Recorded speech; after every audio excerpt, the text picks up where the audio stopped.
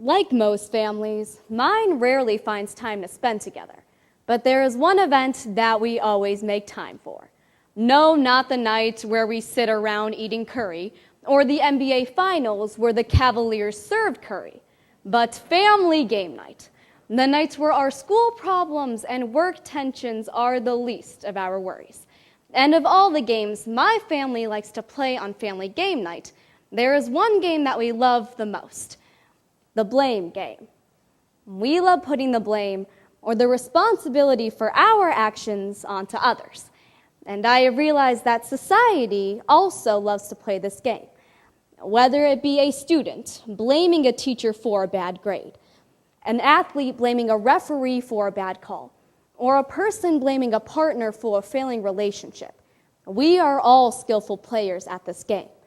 But I'm afraid that putting our responsibilities onto others and turning a blind eye to the issues that threaten to tear us apart hinders our ability to grow and progress as a nation.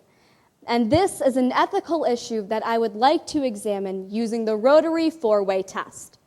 First, is it the truth that the blame game is prevalent in our society? For centuries, to protect our image and to understand the unpredictable, humans have resorted to blaming others. In the Middle Ages, Jews were widely blamed for causing the Black Death.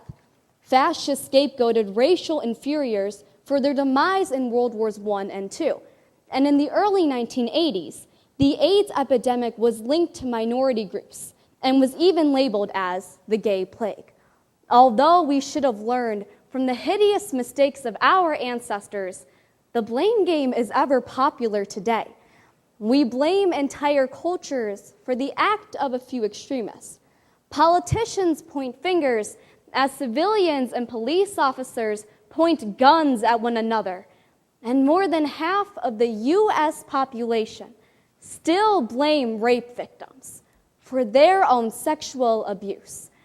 My friends, it is the truth that our society has a mindset of non-responsibility and that we have washed our hands of dirty actions.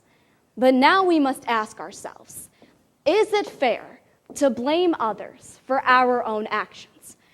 According to a CNN article titled, "Blaming Others Can Ruin Your Health," senior medical correspondent Elizabeth Cohen states that feeling persistently resentful towards others due to blame can interfere with the body's hormonal and immune systems, leading to mental illnesses or causing heart problems to a similar degree that smoking can.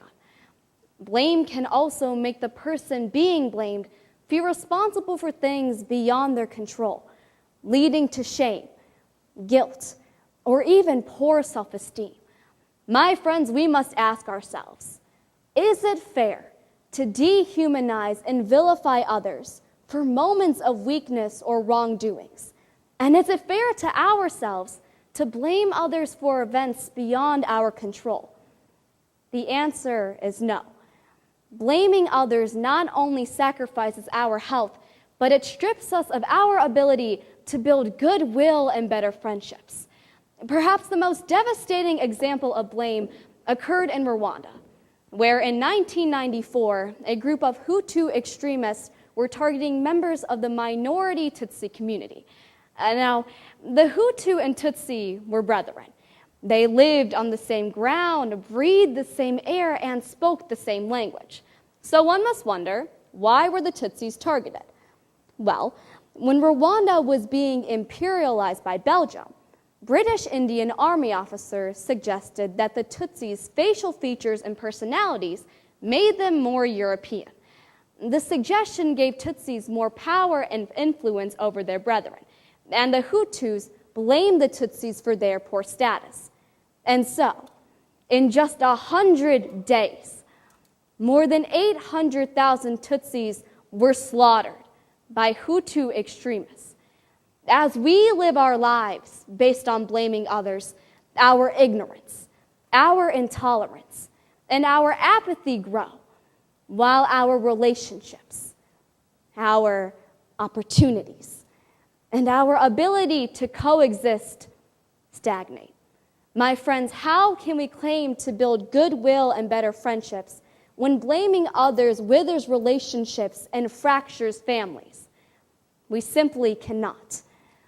And lastly, is blaming others and failing to shoulder responsibility beneficial to anyone concerned? Blaming others not only jeopardizes our health, but it stifles productivity and innovation.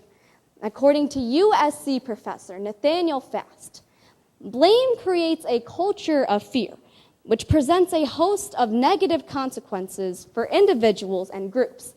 People who are afraid of being blamed are less willing to take risks, less innovative, and less willing to learn from their mistakes.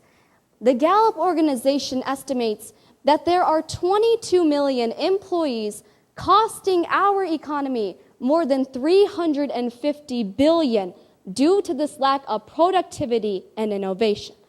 With such crippling effects on our psychology and the workforce, it is impossible to say that blaming others is beneficial to anyone concerned. By applying the Rotary four-way test, we have determined that the blame game is an ethical issue that is neither fair nor beneficial to anyone concerned. So how do we win this game? In hopes of building goodwill and better friendships and creating a more humane and just society? Well, if we all adopt a mindset of responsibility and are self-aware of our actions, we can turn unexpected events into learning opportunities, moments of weakness or wrongful decision-making into experiences that build strength and wisdom, and the blame game, where nobody wins, into a game that everybody wins.